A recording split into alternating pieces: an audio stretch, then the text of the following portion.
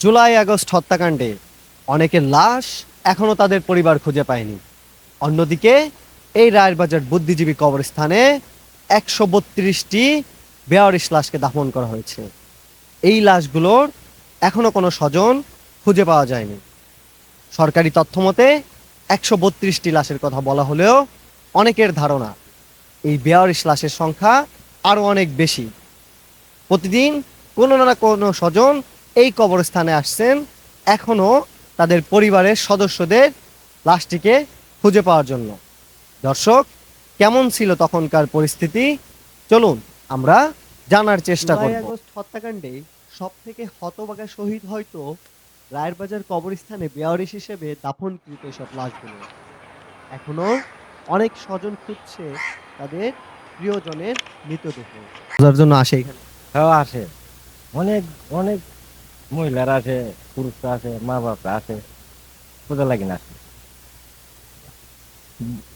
এসে কি লাশ খুঁজে?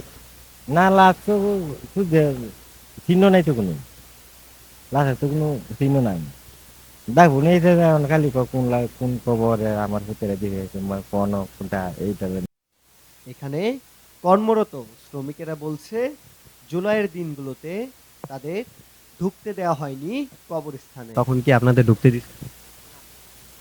আমরা দিতে দিলাম গেট বন্ধ আছে, যারা মানে এটা লাশ দাবি করে। লাশ দাফনের কাজে নিয়োজিতরা বলছেন তাদের কাছে সব লাশ এসেছে আঞ্জুমান মফিদুল ইসলামের মাধ্যমে। লাশগুলো কেমন ছিল এমন কোনো চিত্র তারা দেখতে পায়নি। সবকিছুর স্বাভাবিক নিয়মেই আসতো। আমরা 8 বছর ধরে আঞ্জুমান দাপন করি। আঞ্জুমান স্বাভাবিক নিয়মে প্রতি বছর যেমনি আইছে এখনো এইভাবেই আসছে।